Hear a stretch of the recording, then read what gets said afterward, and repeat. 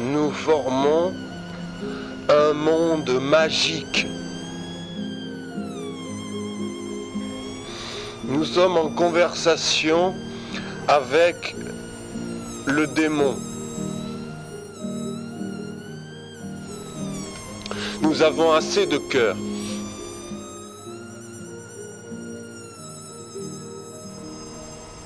Le démon vient dans le cœur assez grand.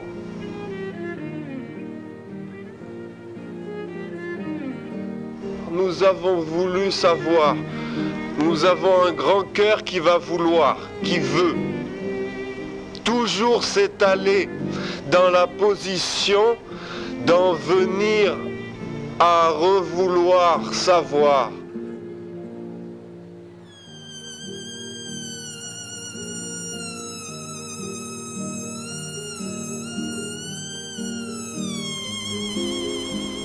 Le démon goûte le cœur et le cœur demande au démon.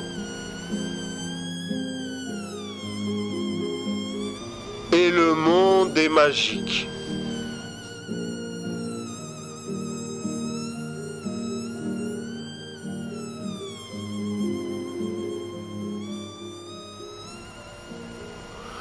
Comment nous nous procédons? Nous nous produisons. Nous procédons à notre destruction. Avec quoi nous ensevelissons-nous? Nous nous ensevelissons dans la destruction.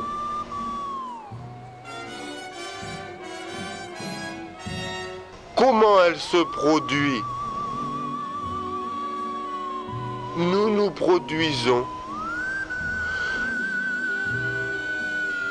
Nous nous sommes faits de la destruction par ensevelissons-nous, où nous nous sommes mis à nous ensevelir.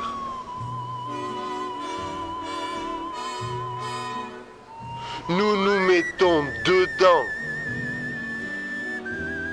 Le monde est magique. Et dans 4 mois, c'est l'été.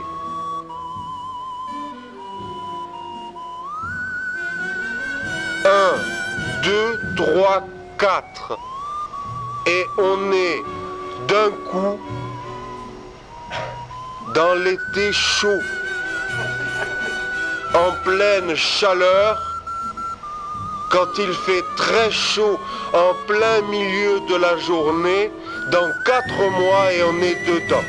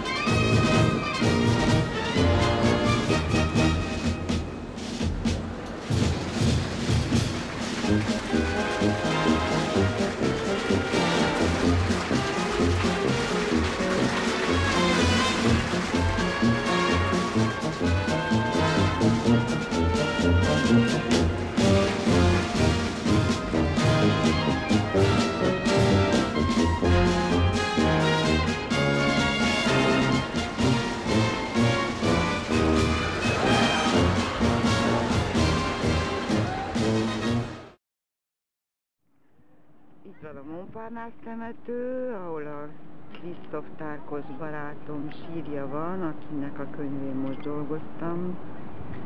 Hát ez egy nagyon kis temető, sok híresség van benne. Hát szeretnék ide kerülni, de azt a büdös életben nem fogom tudni megfizetni, mert még csak nem is volt. Egy nagyobb baromság.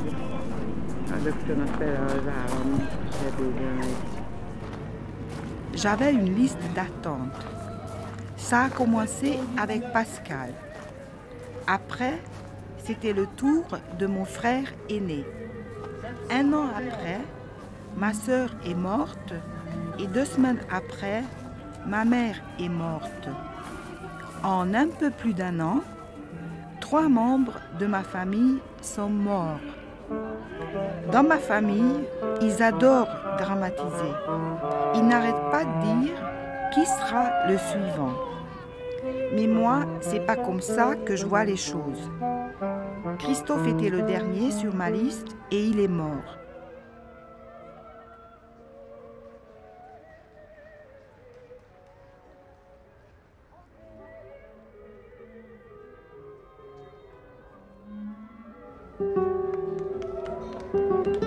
En fait, n'importe qui peut mourir, n'importe quand.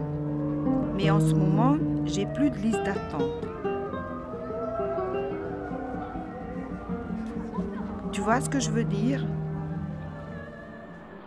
Et je voudrais faire juste une petite tentative, lire un tout petit bout de l'Argent, livre que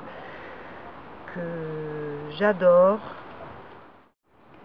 Je prends le métro, je ne regarde pas s'il y a des contrôles, j'ai un ticket payé, j'ai passé mon ticket, je suis honnête, je suis en règle, je suis riche d'honnêteté, je n'ai pas peur, je ne regarde rien, je ne surveille rien, je suis l'homme honnête, j'ai eu assez d'argent pour rentrer le ticket.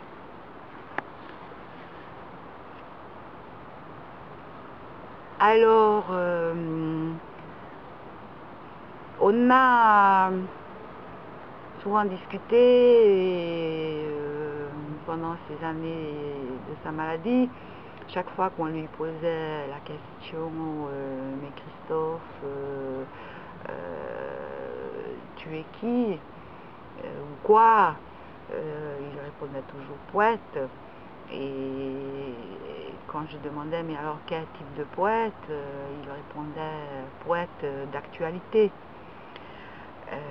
Alors il y a 1 an, à peu près, peu de temps avant les élections présidentielles, à la gare du Nord, il y a eu un début d'émeute, un jeune qui était contrôlé, qui n'avait pas son ticket, d'autres qui sont venus pour le défendre, la police est intervenue, il cassait pas mal de choses, je crois.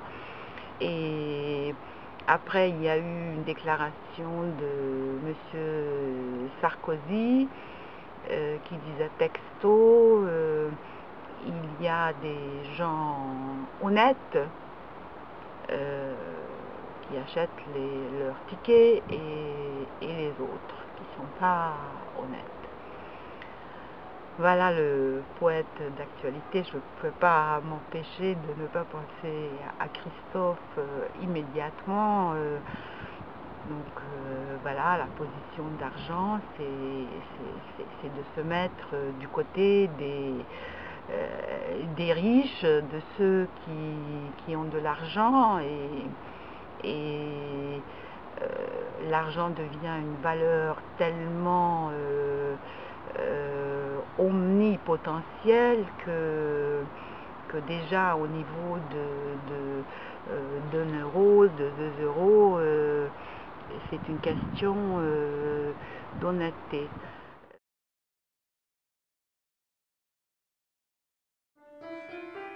Barque, sol, if, amandier, cerisier, amande, cerise.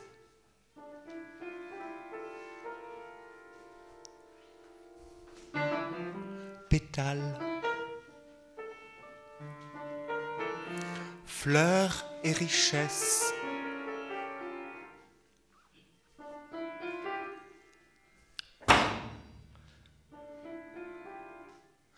gâteau, richesse, rouge, formidable, extraordinaire, réussite, argent, richesse, rouge, bleuté, rouge orangé, ocre, jaune, merveilleux, fragile, sublime. Pimpante et soignée, bien mise, rangée, pimpante et soignée, bien mise, très jolie. Ligne, enfin la ligne, lignée, soignée, richesse, belle, série. C'est série. Rouge, richesse, formidable, chaise, patatoès, hippopotame, rouge-gorge, purulent, funèbre, sortilège. Il faut qu'un poème parle de tout. Et tout est le sujet. Tout, c'est notre sujet principal. Tout. Tout, il fait un peu peur, mais c'est tout qui est notre loi, notre règle. Et un ensemble dont j'ai le premier couplet de la vie qui m'a donné. La structure des petits pas qui passent par les passages pour aller disparaître ne disparaissent pas. La structure des débits réguliers de voix modérée, ramenée à quelque écoulement à souffler le chaud et le froid, souffle régulièrement. Je ne fais rien. Il n'y a rien à faire. Il n'y a rien à faire aujourd'hui. C'est difficile à garder. C'est difficile de tenir ça. Ça, qu'il n'y a rien à faire. Qu'il n'y a rien qui vient à mon secours. Qu'il n'y a rien qui vient m'aider. Il n'y a absolument rien qui vient m'aider. C'est que je ne fais absolument rien. Parce qu'il n'y a absolument rien à faire. Je dois résister. Je dois résister à tout ce qui voudrait me faire faire quelque chose. Parce qu'il n'y a rien à faire, alors je dois ne rien faire. Je sais que c'est un moment particulièrement important et propice. C'est un moment dont dépend tous les événements passés et tous les événements futurs. C'est à partir de ce moment-là, de ce moment où il ne se passe rien, que tout va se passer dans le futur et que tout va se passer dans le passé. C'est un moment où il faut que je ne fasse rien. C'est un moment où je ne dois rien faire. C'est un moment où s'il n'y a rien à faire, alors je dois rien faire. Logiquement, si j'ai bien calculé, il se passe quelque chose chaque jour. Mais je ne peux pas attendre qu'il se passe quelque chose aujourd'hui. Je ne vais pas attendre parce que c'est pas sûr du tout. C'est pas sûr qu'il se passe quelque chose chaque jour. C'est pas sûr. On n'est pas certain de ça. On ne peut pas attendre en étant certain de ça qu'il va se passer quelque chose aujourd'hui. C'est pas sûr du tout qu'il va se passer quelque chose aujourd'hui. Donc ça sert à rien que je l'attende. Donc je ne vais pas attendre ça. Donc je ne suis pas en train d'attendre qu'il se passe quelque chose. Et il ne se passe rien. Et je ne fais rien. Et je ne fais rien parce que s'il doit se passer quelque chose, il se passera quelque chose. Mais il ne peut se passer quelque chose que si je ne fais rien. Que si j'attends. Je ne vais pas attendre que les pensées viennent. Les idées, les pensées, elles viennent quand elles veulent. Elles ne viennent pas quand je veux. Elles viennent si elles veulent venir, elles viennent. Si elles viennent, elles viennent. Mais elles ne peuvent venir que si, pendant qu'elles ne sont pas là, je ne pense pas. Je fais l'effort de ne penser à rien. Il n'y a rien à faire et je fais l'effort de justement être celui qui pense rien. Être celui qui ne fait rien tant qu'il n'y a rien à faire. Je n'ai pas d'aide pour ça. Je ne suis pas aidé pour ça. Il n'y a rien à faire maintenant. Il n'y a rien à faire maintenant et je ne fais rien. Et je ne dois rien faire. Et pourtant, tout ce qui va se passer dépend de ce que je fais rien pendant qu'il n'y a rien à faire. Donc, il faut tenir ça, tenir le rien. On aurait envie de faire quelque chose, mais il faut tenir le rien.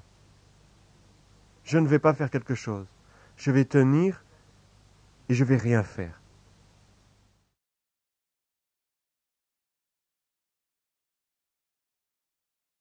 Comme un vol, encore une fois, encore un vol, parce que un vol, dans la vie, il y a beaucoup d'oiseaux. Et les vols, c'est les oiseaux. L'oiseau s'envole.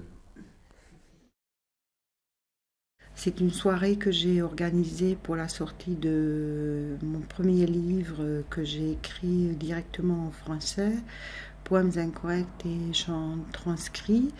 J'ai invité Bruno Montels et Christophe Tarkos à participer à la performance. Donc la suite, ça va être le pneu de Christophe Tarkos. Le pneu.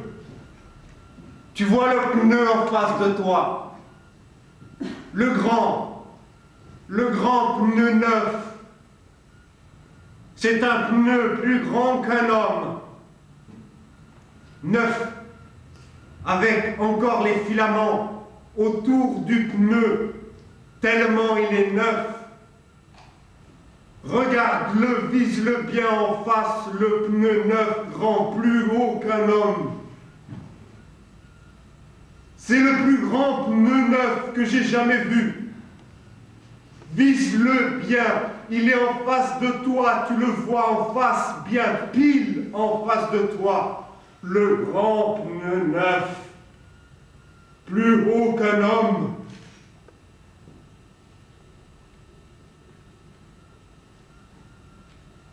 X, M, T, L, 28. Quand il commence à tourner comme ça, à droite et à gauche, il nous montre comment il se pliait pour relever les informations qui étaient écrites sur le pneu. Il les notait tout de suite dans un carnet, il avait toujours sous lui un carnet et après il les a apprises par cœur. Je suppose. Chargé un poids de 5600 kilos à 48 km/h et 5150 kilos, 160 AB, à 50 km/h par pneu. Et ça nous amène directement à Toto. 75 cm de diamètre intérieur. C'est important pour le placer. En fait, il a travaillé pendant 1 ou 2 mois dans un péage près de Marseille la nuit. Extérieur, le pneu chargé. Le diamètre extérieur du pneu est différent une fois qu'il est chargé. Une fois, on est revenus ensemble en voiture du sud sur Paris. Et quand on s'arrêtait à une pompe à essence, il courait vers les camions. Mais le même pneu a un rayon d'une fois en bas qui est écrasé par le poids qu'il porte, 5000 kilos. Et le rayon du pneu en haut qui, lui, n'est pas écrasé. Les camionneurs se donnent un surnom qui est affiché en grand derrière la vitre. Bien en face, le plus grand pneu, le pneu plus haut qu'un homme, de plus de 845 cm, de plus de 2 fois 845 cm. Le pneu, il est haut comme ça. Le pneu a absorbé 1150 litres. Il est plus grand que ça, le pneu. Plus haut qu'un homme. Avec la largeur aussi que tu as bien en face de toi. Le pneu, il est un peu plus grand que ça. Il est un tout petit peu plus grand que ça, le pneu. Il est un tout petit peu plus grand. Le pneu.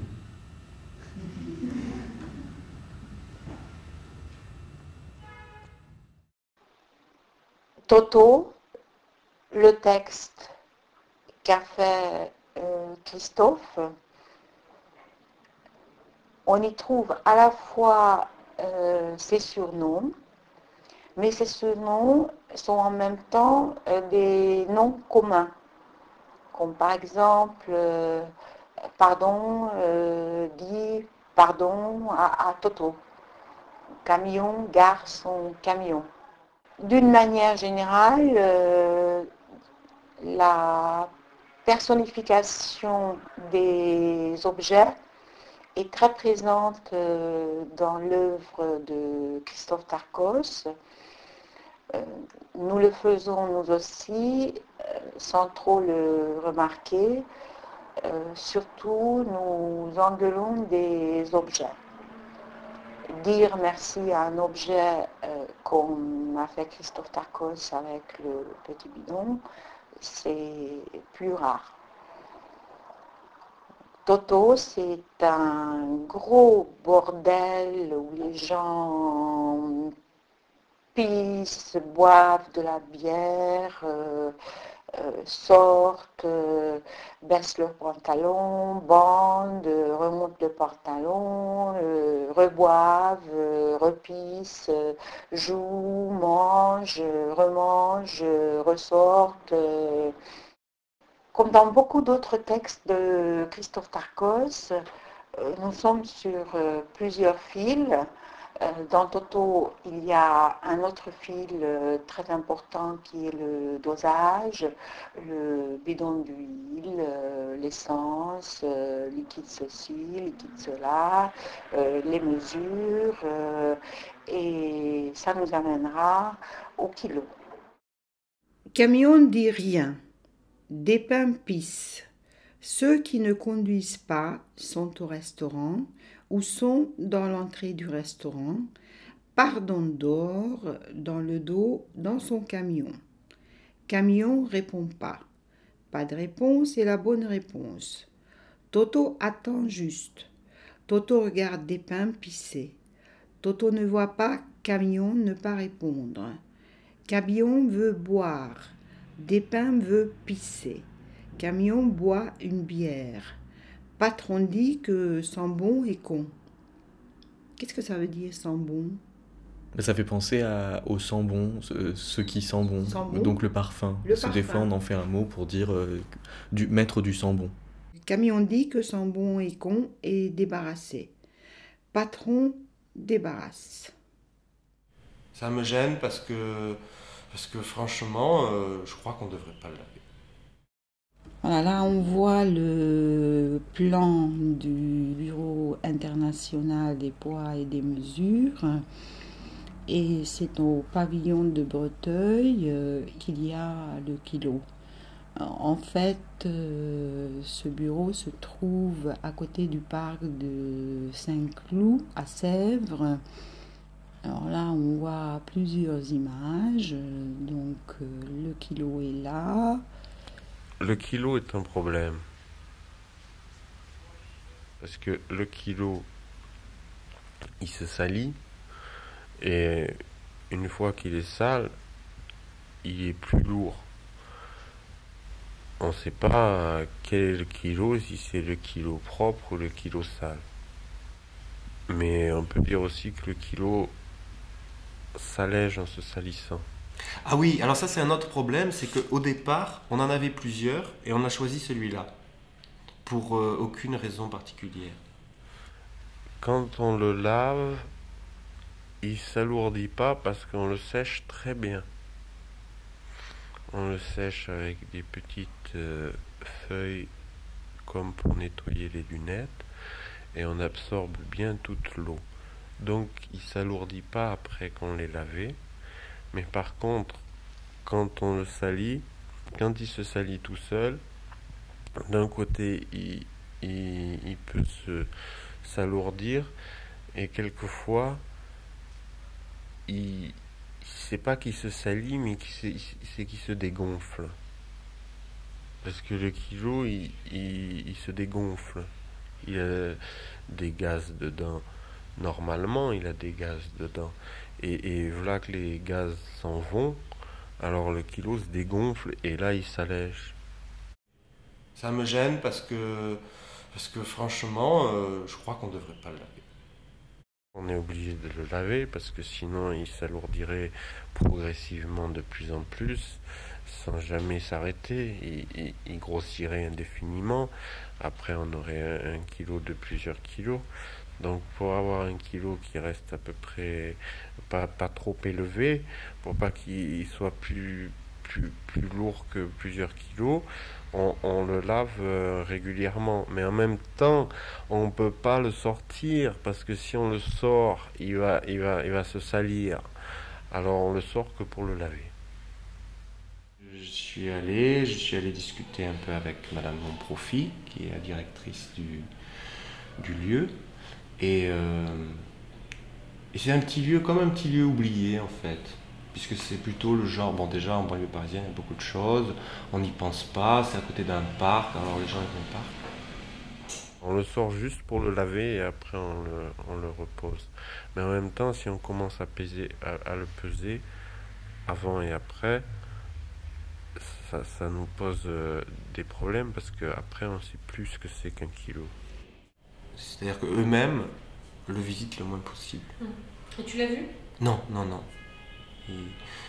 Il est invisible, justement. Même eux-mêmes, si tu veux, peut-être tous les 30 ans, il est sous terre et il est invisible. À chaque fois qu'on le prend et qu'on le lave et qu'on le sort et qu'on le pose et quand on l'enlève de là où on l'a posé, à chaque fois qu'on le pose quelque part, il s'abîme un petit peu, donc il faut pas trop le manipuler et pas trop le sortir, sinon il perd du poids.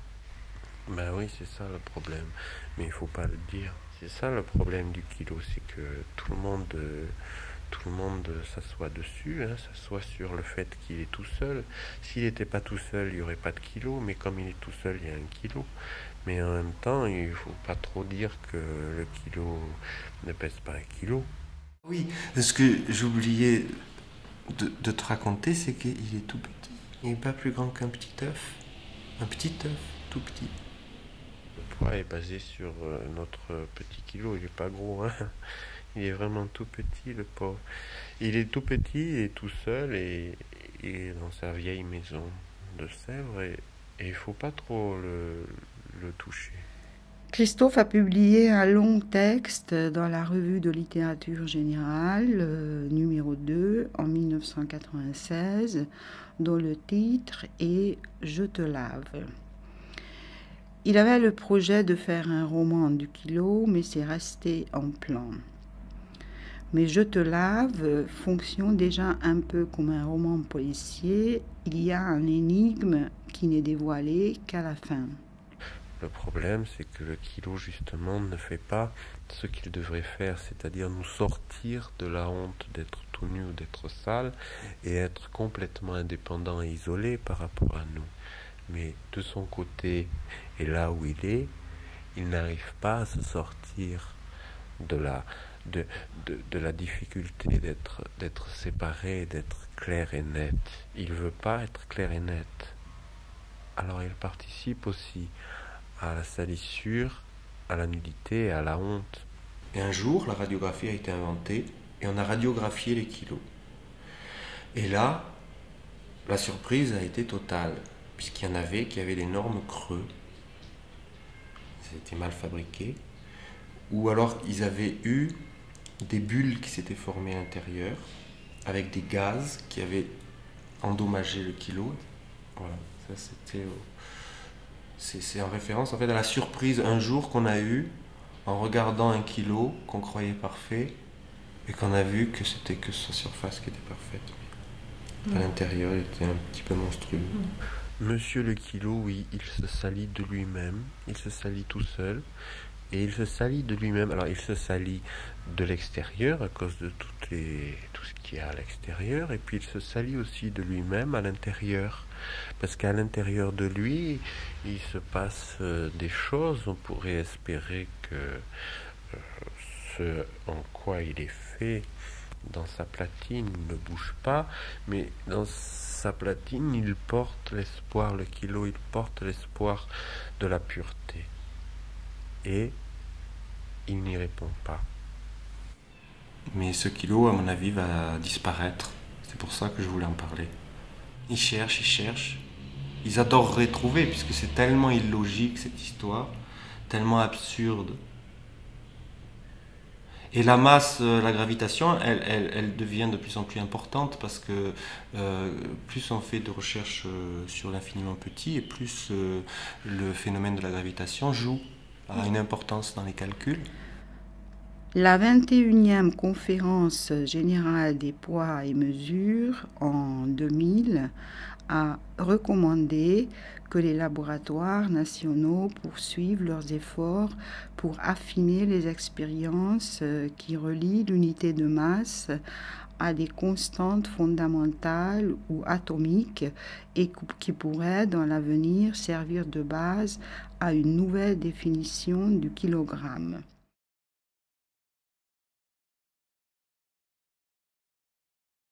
Alors là, je m'assois pour expliquer un truc.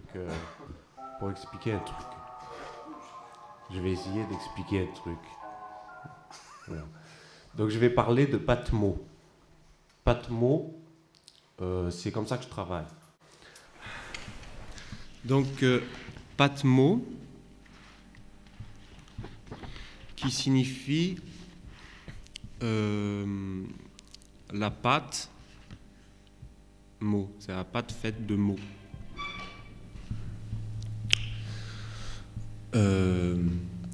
Donc l'histoire, c'est que on n'a pas comme ça des petits fragments pour parler, mais on n'a que des choses qui sont collées les unes avec les autres, comme quand on fait quand on dit une expression, quand on a des expressions, on dit un groupe de mots qui n'ont pas tellement de sens pris isolément, mais c'est tout un ensemble. Tout ce qu'on dit, si on les met bout à bout, c'est toujours collé les uns aux autres. Parce que si on les met bout à bout, c'est vrai que quand on a commencé à parler, petit à petit, tout ce qu'on a dit, c'est collé à ce qu'on a dit auparavant. Et ça fait une chaîne continue de tout ce qu'on a dit. La pâte mot qu'on utilise, qui est tout ensemble collée, elle peut bouger. Comme une méduse, d'un côté, d'un autre, respirer, partir, tout en restant toujours elle-même. Je crois que les expressions qu'on utilise tout le temps, le sens qu'elles ont, c'est lié aux relations qu'on a entre nous. Et que les relations qu'on a entre nous, c'est pas de bonnes relations, c'est des relations toutes déjà trafiquées. Quand on va dire quelque chose, on va faire juste une sorte de petite bulle, un petit soufflet comme ça sur les relations qu'on a déjà. On va masser la relation qu'on a entre nous, on la masse dans tous les sens, mais on n'arrive jamais à un sens particulier. Et on peut, grâce à cet ensemble de pâtes, d'un côté on ne peut pas faire grand-chose parce qu'on ne peut pas séparer les éléments, mais de l'autre on peut le prendre en entier, et c'est en entier qu'on peut dire absolument tout ce qu'on veut, parce qu'on peut en faire absolument tout ce qu'on veut, puisque de toute façon c'est toujours collé, on ne peut pas se perdre, on ne peut pas passer ni outre, ni paf, ça fait un trou où on le casse en morceaux, où ça fait deux réalités différentes, où il y a deux choses très éloignées qui se mettent jamais ensemble, c'est toujours collé comme une pâte. Donc avec ça, cette pâte, on est obligé de pouvoir dire absolument tout ce qu'on veut, c'est-à-dire faire absolument tout ce qu'on veut avec cette pâte. Mais le problème, c'est que le faire de tout ce qu'on veut avec cette pâte, ça demande alors à ce moment-là, c'est plus un problème avec la pâte, parce que la pâte, elle suit, mais elle a ses limites, qui est qu'on ne peut pas l'enlever et qu'on doit la laisser avec nous. Mais se faire tout ce qu'on veut avec la pâte, à ce moment-là, ça donne un autre problème qui est juste derrière, qui est le fait que qu'est-ce qu'on va faire avec cette pâte? On fait avec.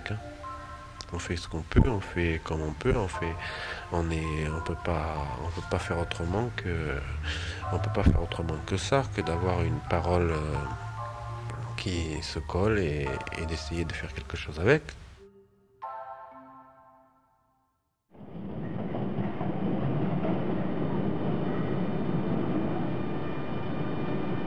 On pourrait dire un exercice, petit entraînement physique pour l'acceptation du monde. Alors, moi, je fais mon petit exercice physique et j'espère que le lecteur, lui, aussi, musculairement, dans sa tête musculeuse, il va faire aussi son petit exercice matinal de remise en forme pour supporter, accepter le réel. Prendre un sens, c'est d'abord défaire le sens totalement, le mettre en purée, et à partir de là, une fois que le sens est bien enlevé, et bien détaché, bien déconstruit, à ce moment-là, le sens il peut reprendre. On se déplace à partir d'un premier sens, on se déplace, puis on se déplace encore, puis après on ne sait plus vraiment où est-ce qu'on en est avec le sens premier.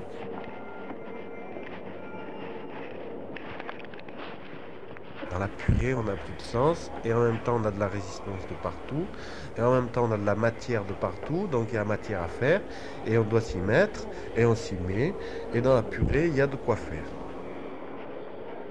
On ne pense pas par petits bouts. Quand on pense, on a tout un pan de pensée qui vient, et on ne peut pas penser autrement qu'avec tout un pan de pensée qui vient.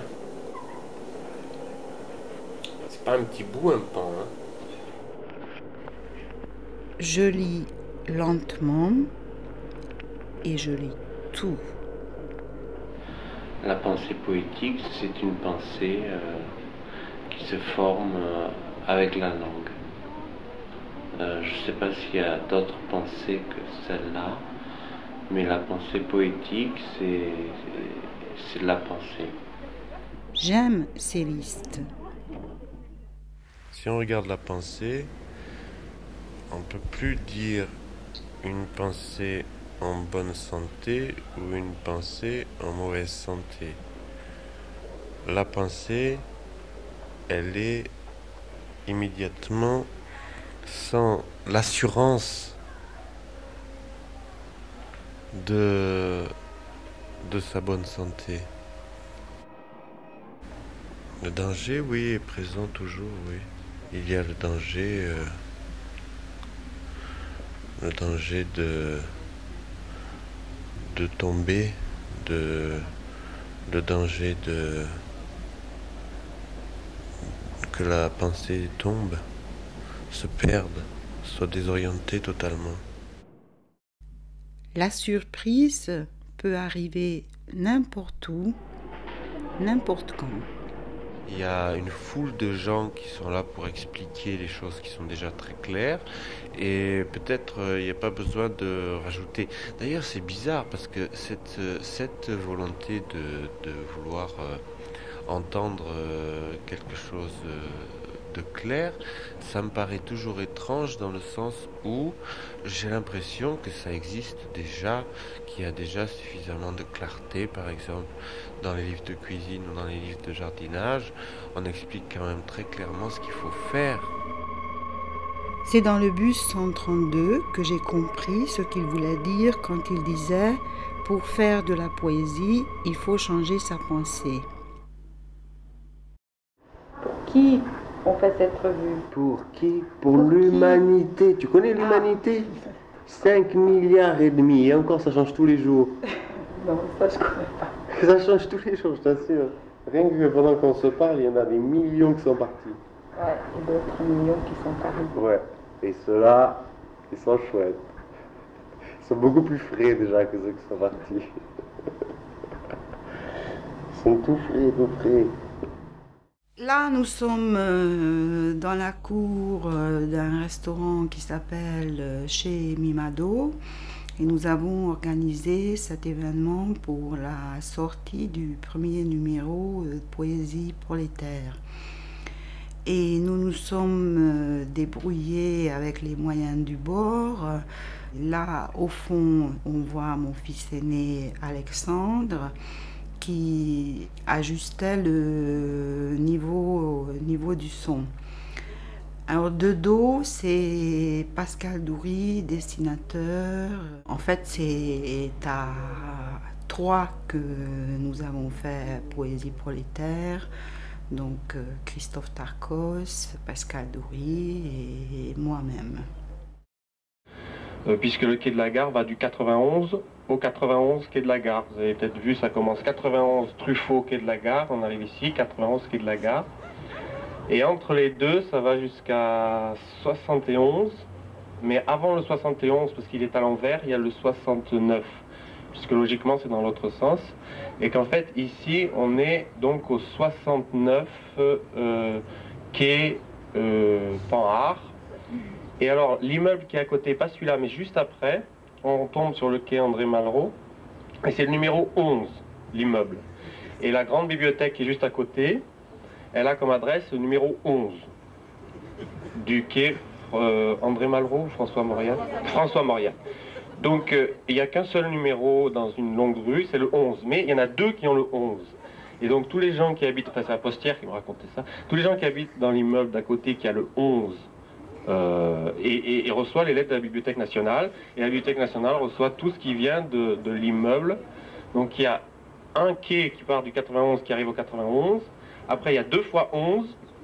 Et après, on tombe ici. Bon, là, c'est pas important parce que ça voyage. Hein. Il pourrait être à Nation ou à Gare d'Austerlitz ou ailleurs. Il serait toujours 101 quai de la Gare. C'est l'adresse du chantier. Voilà. Pourquoi c'est pas une vraie revue? Parce que dans mon idée, il n'y a pas de diffusion. Moi, je parle de revue parce que c'est le mot. Et RR, c'est ma revue. On peut faire 10 exemplaires. Si tu veux, c'est absurde de faire une revue. C'est complètement idiot. Le seul truc, c'est de faire une base qui existe et qui peut servir après à un éditeur intelligent de dire « Mon Dieu, mais c'est ça qu'il faut que ça existe ». Nous, on ne peut pas faire que ça existe parce que nous, on n'est pas une industrie. On est une industrie de texte. Absolument, j'ai pas besoin de toi. Mais ça me fait plaisir de le faire avec toi. Je trouve que c'est mieux si je fais avec toi. Si je fais tout seul, c'est-à-dire c'est pas pareil. Si je fais avec toi, justement, comme on est 2, ce qui est un nombre incroyable, ça se multiplie 2. Tu vois, parce que 2, tu vas avoir 3 idées, toi. Tu vois, par exemple. Ça fait déjà 6. Ça fait déjà 6, tu vois, et les 6 qui vont germer après, tu vois. Donc ça fait déjà, c'est énorme, quoi. Le problème, c'est qu'on n'a pas de chaise pour s'asseoir, ni les mots ont un sens suffisant pour qu'on puisse s'asseoir dessus, ni nous, on a une autorité suffisante quand on parle pour s'asseoir et parler. On n'a pas. Donc on n'a pas de chaise. Et donc cette poésie-là, elle reste prolétaire.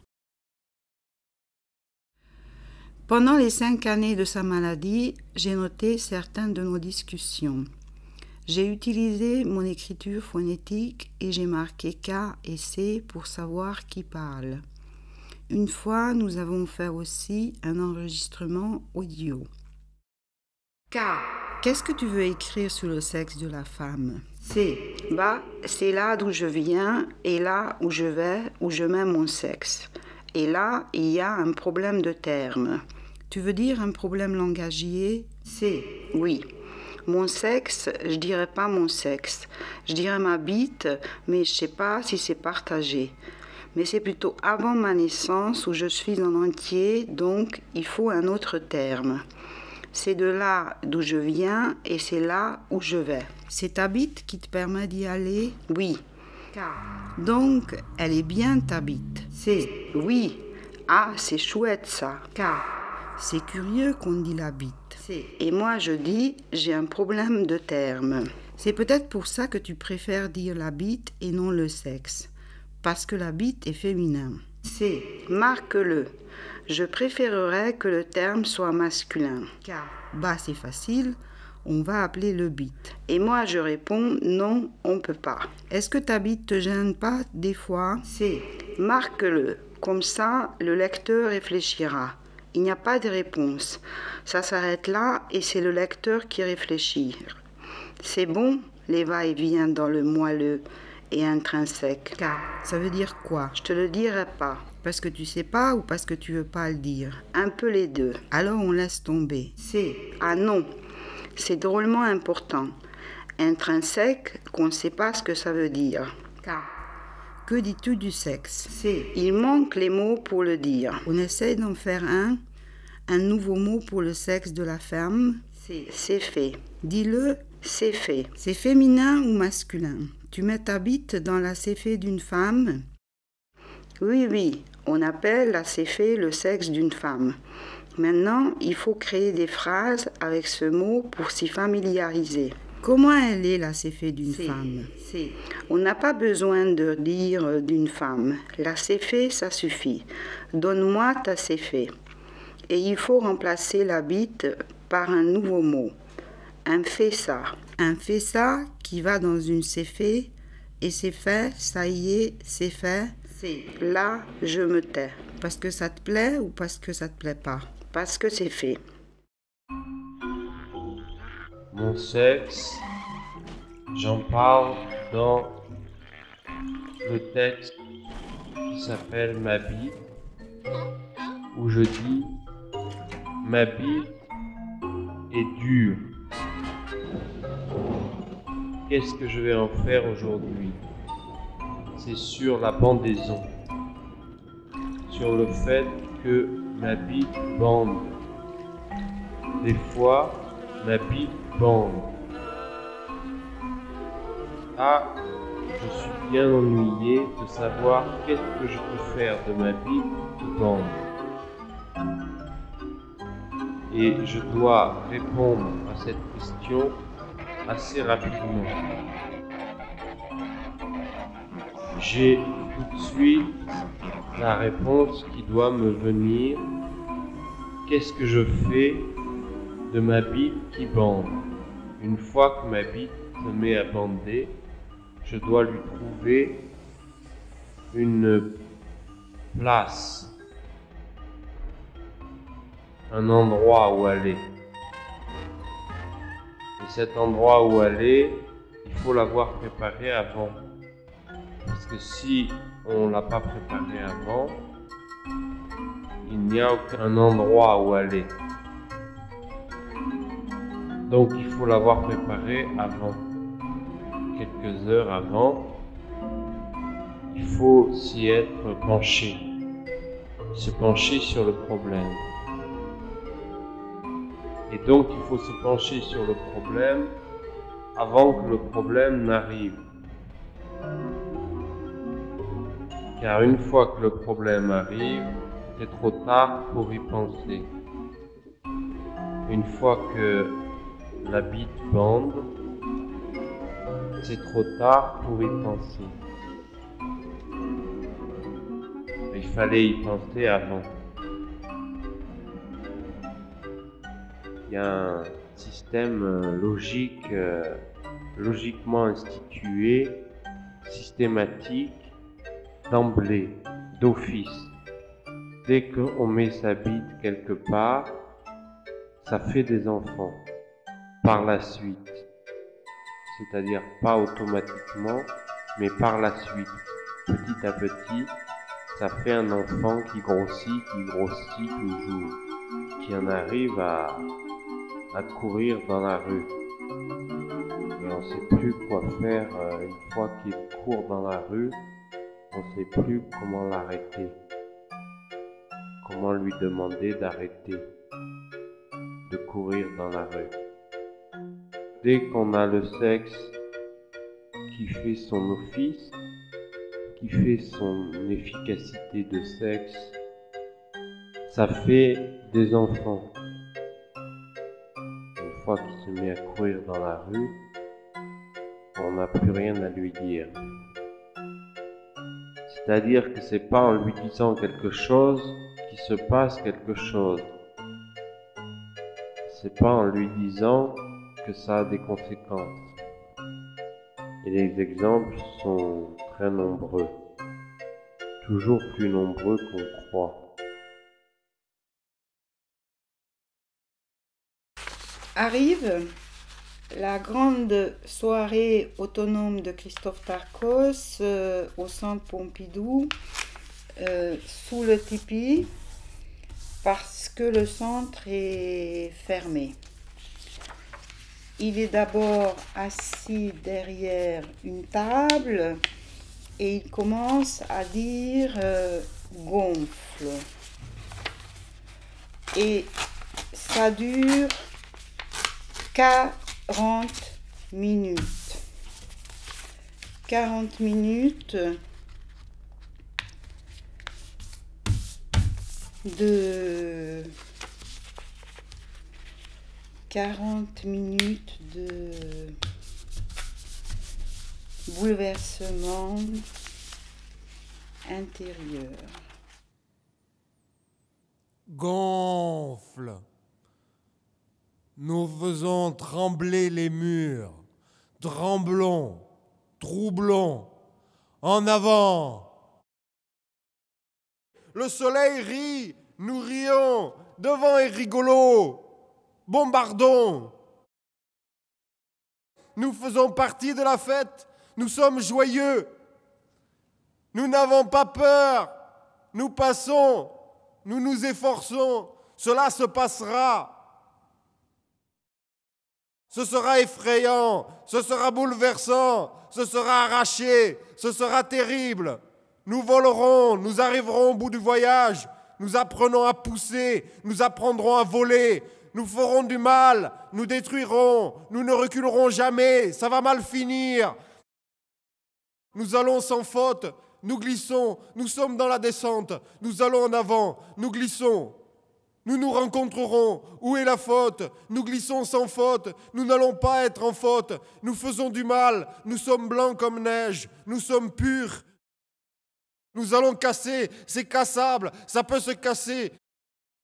C'est rigolo, c'est plaisant, nous grimaçons pour sauter haut, nous sautons, nous montons d'un bond, nous sautons pour sauter haut, sautons en l'air, fabriquons, nous fabriquons du bonheur, le saut est sauté, le bonheur est réalisé, la forme est complète, nous sautons, nous n'avons pas d'avance, nous explosons de joie, nous fabriquons du bonheur. Nous suons, nous produisons, nous sommes dans les produits, nous sommes liquéfiés, nous ne lâcherons plus les produits, nous allons ramper, nous entrerons dans les produits, nous y glisserons. Nous allons vers le pays lumineux, nous allons l'ouvrir. Nous faisons exploser une bombe, nous faisons exploser 1000 bombes, nous faisons même une pétarade. Nous jetons, nous sommes jetés devant, nous nous jetons devant, nous avons en ligne de mire, nous visons et nous sautons, nous le prenons de haut. Nous détruirons, nous ne laisserons rien. Nous levons haut, nous le prenons en pleine face, nous craquons, nous sautons dessus, nous nous éclatons, nous pétons, nous grinçons, c'est plein de bonheur. Nous machinons, les machines flottent, nous avons besoin de machines. Nous allons avec des machines, nous tordons, nous encerclerons, nous enserrerons. Nous faisons un grand voyage. Continuons le grand voyage. 40 minutes de bouleversement intérieur.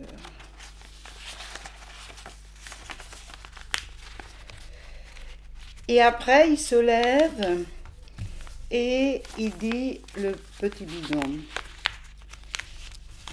Et moi, à chaque fois que je pense au petit bidon, ça me fait revenir à l'esprit la fin d'un poème hongrois écrit par Sándor Petőfi en mars 1848,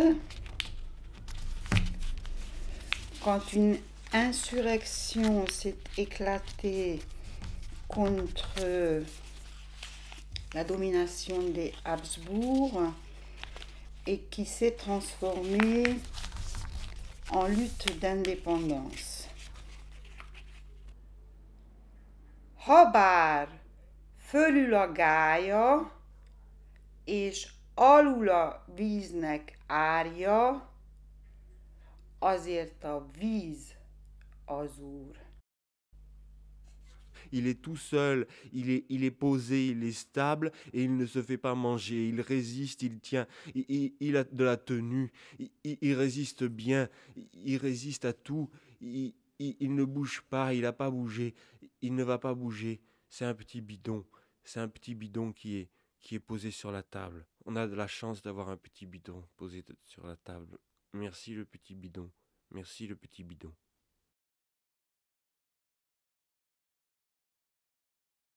Je suis dans le bus 132. Je suis au milieu, je suis debout. Je suis en train de penser, ces pensées tournent autour de mes préoccupations du moment. Et d'un seul coup, une fonction de capture s'allume dans mon cerveau. Et donc je suis à la fois en train de penser et penser à ce que je pense. Une pensée va du point A au point B et en fait on en retient le résultat, le point B. Par exemple, je dois passer un coup de fil ou je dois faire ceci demain ou ne pas faire ceci demain. Mais là, c'était deux événements qui se déroulaient en même temps dans mon cerveau, que j'essayais de maintenir le plus longtemps possible. Ça a duré quelques minutes et après ça s'est arrêté. Et d'un seul coup, je me sens envahie d'une joie extrême, d'une joie extatique même. Et quand je descends à mon arrêt, c'est en marchant dans la rue jusque chez moi que je lis cet événement à Christophe Tarkos et que je me dis, ben voilà, ça y est, j'ai compris quelque chose. C'est ça qu'il a développé quand il voulait dire, pour faire de la poésie, il faut changer sa pensée. Cette capture de sa propre pensée. Penser, c'est avoir des images qui défilent dans la tête, des images dont on ne peut pas dire à la suite ce qu'ils vont être. C'est-à-dire que les images défilent et on ne peut pas les prévoir. On ne peut pas savoir à l'avance ce que vont être les images. Ce sont des images qui défilent et on ne peut pas savoir ce qui va se passer. C'est exactement, c'est regarder la télévision. Penser, c'est regarder la télévision. Et je ne sais pas ce qui va se passer, je ne sais pas quel va être le fond, quelle va être la suite, quelle va être la continuité. Je continue, j'ai la tête dans le sac et je continue et le sac change, le sac est toujours changeant et les images sont toujours changeantes. C'est exactement comme regarder la télévision, penser. Dès que je rentre à la maison, je commence à noter, je griffonne, je note tout, absolument tout ce que j'ai capturé. Et voilà, récemment, la semaine dernière, je cherche cette note partout. J'y passe des heures et puis après, j'y renonce. Je suis sûre qu'un jour, par un détour quelconque, je vais tomber dessus, je vais la retrouver.